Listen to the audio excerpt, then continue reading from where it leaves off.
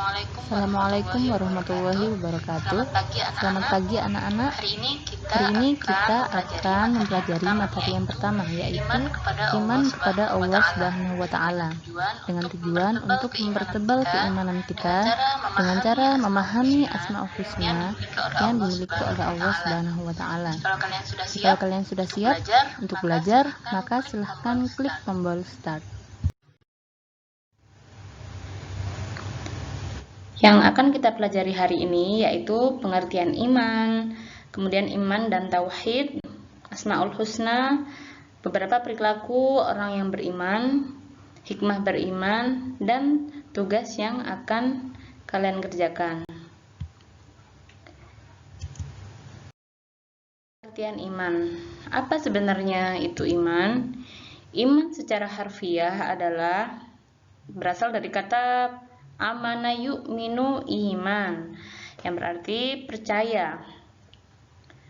Dan secara istilah, iman berarti meyakini dengan hati, mengucapkan dengan lisan, dan membuktikan dengan perbuatan. Jadi apabila ada orang yang masuk Islam, itu harus yakin dahulu dalam hatinya bahwasanya Allah itu ada, Allah itu adalah Tuhan mereka, kemudian diucapkan dengan syahadat, dan lalu dibuktikan dengan perbuatannya. Ya, belajar sholat, belajar mengaji, melakukan zakat, dan segala sesuatu yang diperintahkan oleh Allah.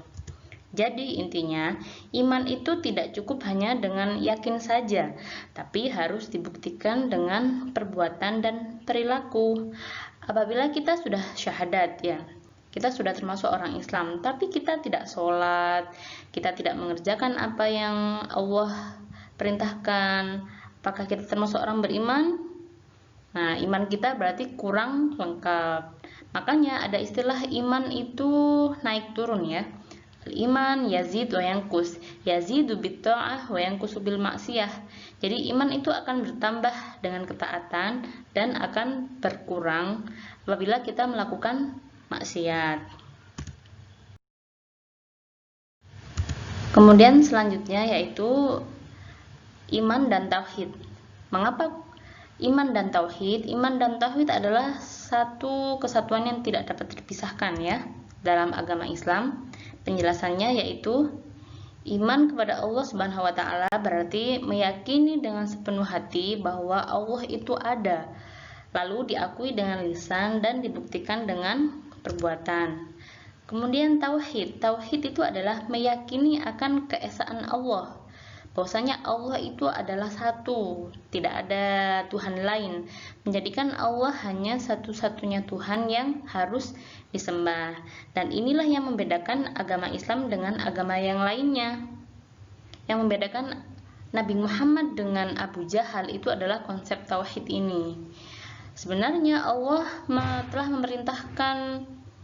mengutus Nabi Adam sampai Nabi Muhammad itu adalah untuk menyempurnakan agama tauhid, yaitu agama yang mengesahkan Allah. Dalam tauhid dibagi menjadi tiga macam, yaitu tauhid uluhiyah, tauhid rububiyah, dan tauhid asma wa sifat. Tauhid yang pertama adalah tauhid uluhiyah. Uluhiyah berasal dari kata ilah, yaitu Tuhan. Jadi ada kalimat tauhid berarti la ilaha illallah, tidak ada Tuhan selain Allah. Tauhid uluhiyah ini berarti mengesahkan Allah dalam segala macam ibadah yang kita lakukan. Jadi ketika kita melakukan sholat, doa, atau kita berkurban, atau kita berdoa, hanyalah berdoa kepada Allah, jangan minta kepada yang lainnya. Jangan minta kepada wali-wali, atau minta kepada orang pintar, minta kepada jin, setan. Maka apabila kita melakukan hal kayak gitu, berarti kita sudah melakukan syirik, dan kita termasuk orang yang musyrik. Dan syirik adalah dosa besar yang tidak akan diampuni, ya, oleh Allah. Nah, jadi kita harus sangat berhati-hati dalam tauhid ini, ya. Jangan sampai kita pergi ke pesugihan atau hal lainnya harus kita menjaga akidah kita, tauhid kita. Yang kedua adalah tauhid rububiyah. Tauhid rububiyah yakni meyakini bahwa Allah yang menciptakan, mengatur, memiliki, memberi rezeki dan menjaga seluruh alam semesta ini. Jadi apabila ada anak bayi, di sana pasti sudah tertulis rezekinya bagaimana, nanti dia matinya kapan, sudah diatur oleh Allah. Dan sebenarnya orang-orang kafir Quraisy zaman dahulu juga sudah mempercayai tauhid rububiyah. Yang membedakannya adalah mereka tidak mempunyai tauhid uluhiyah. Mereka mempercayai bahwasanya Allah itu menciptakan semuanya, tapi mereka masih menyembah dewa-dewa yang lainnya. Dan ini yang membedakan mereka termasuk orang yang kafir. Yang ketiga yaitu tauhid asma wa sifat, yaitu meyakini bahwa Allah memiliki nama-nama dan sifat-sifat yang baik atau asmaul husna yang sesuai dengan keagungannya dan telah ditetapkan oleh Al-Quran dan As-Sunnah. Tauhid asma wa sifat ini nanti kita akan pelajari setelah ini ya. Beberapa asmaul husna akan kita pelajari dalam materi ini. Sudah paham ya mengenai iman dan tauhid? Jadi itu adalah satu kesatuan yang harus kalian tanamkan baik-baik dalam diri kalian. Selanjutnya yaitu tentang asmaul husna. Apa itu asmaul husna? Asma berasal dari bahasa Arab ya. Secara harfiah atau secara bahasa, asma berarti nama-nama. Asma itu jamak dari ismun ya, berarti nama-nama. Al-husna yang baik. Secara istilah, nama-nama yang dimiliki Allah yang baik lagi indah. Sebagian besar ulama mengatakan bahwasanya asmaul husna ini berjumlah 99. Dan dalam Al-Quran, asmaul husna disebutkan sebanyak 4 kali. Salah satunya dalam surat Al-A'raf ayat 180. Yang artinya, dan Allah memiliki asmaul husna atau nama-nama yang terbaik, maka bermohonlah kepadanya dengan menyebut asmaul husna dan tinggalkan orang-orang yang menyalahartikan nama-namanya.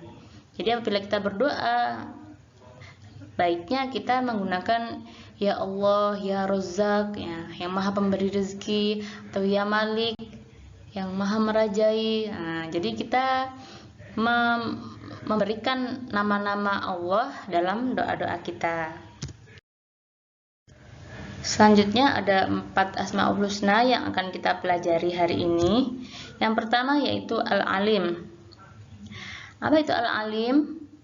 Al-Alim berarti maha mengetahui. Allah mengetahui semua yang tampak dan gaib, dan pengetahuan Allah tidak terbatas ruang dan waktu. Pengetahuan Allah itu tak terbatas ya, tanpa batas. Jadi pengetahuan Allah itu antar dimensi, antar waktu. Allah mengetahui apa yang sudah terjadi di jutaan masa lampau dan apa yang akan terjadi di masa depan. Dan itu hanya Allah yang tahu ya. Kemampuan manusia sangatlah terbatas, jadi jangan sampai kita sombong dengan apa yang telah kita ketahui saat ini, karena ada yang lebih tahu daripada kita. Di atas langit pasti masih ada langit. Yang kedua yaitu Al-Khabir. Al-Khabir berarti maha teliti atau maha mengetahui segala sesuatu atau maha waspada. Allah sangat cermat dan teliti dalam menciptakan miliaran makhluk dengan ragamnya. Bayangkan saja, di alam semesta ini terdapat miliaran berjuta-juta manusia, dan mereka memiliki muka, kulit yang berbeda-beda dengan sifat dan karakter yang berbeda. Orang kembar saja itu meskipun mukanya sama, sifat dan karakternya pasti berbeda. Dan subhanallah ya, masya Allah, Allah sangat detail dalam menciptakan dan mengawasi apa yang dilakukan oleh makhluknya, dan Allah mengetahui dengan detail apa yang dikerjakan oleh makhluknya. Jadi mulai dari sekarang kita harus berhati-hati dalam menjaga perilaku kita, jangan sampai Allah itu murka dengan apa yang kita perbuat ya. Kemudian yang ketiga yaitu as-sami'.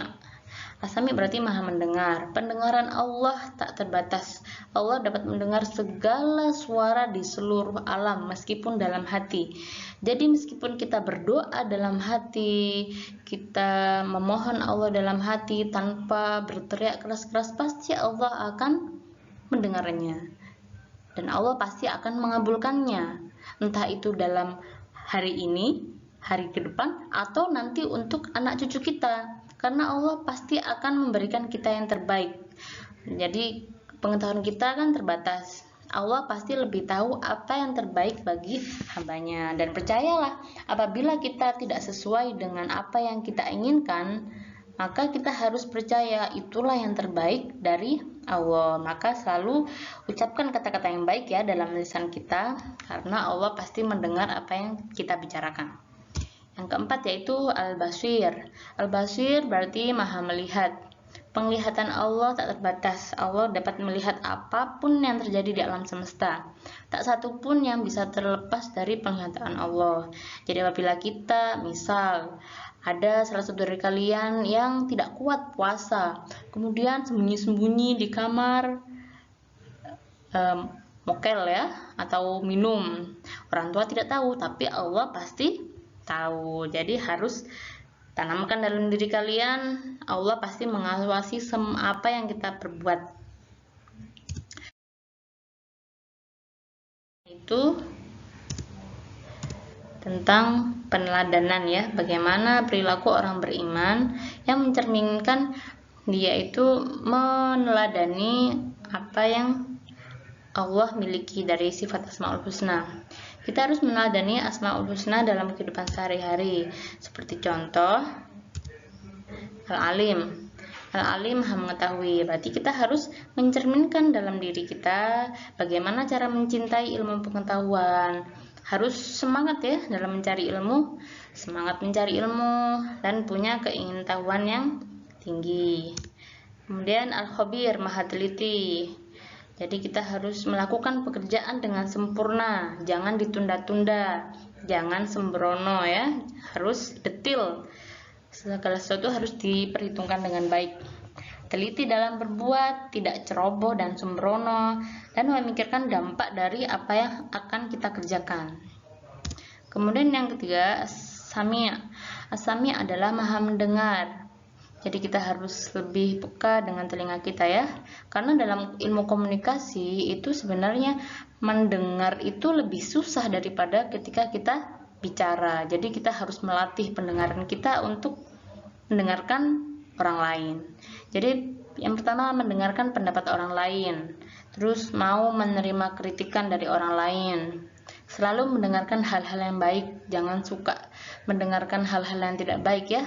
Jadi kalau ada teman gosip atau gibah, tinggalkan saja ya, tidak usah diterus-teruskan. Kemudian tidak termakan hoax. Jadi kalau kita mendengar sesuatu kabar, harus kita verifikasi dulu apakah itu kabarnya benar atau salah. Jangan langsung disebarkan. Yang keempat yaitu al-basir. Al-basir maha melihat, peduli dengan keadaan sekitarnya, mampu melihat kekurangan dirinya, menolong teman yang sedang kesulitan. Itu hikmah beriman kepada Allah Subhanahu wa taala. Dengan beriman kepada Allah, kita pasti akan selalu mendapat pertolongan Allah. Jangan pernah ada perasaan Allah itu nggak sayang sama kita. Wah, itu perasaan yang salah ya. Yang kedua, hati menjadi tenang dan tidak gelisah.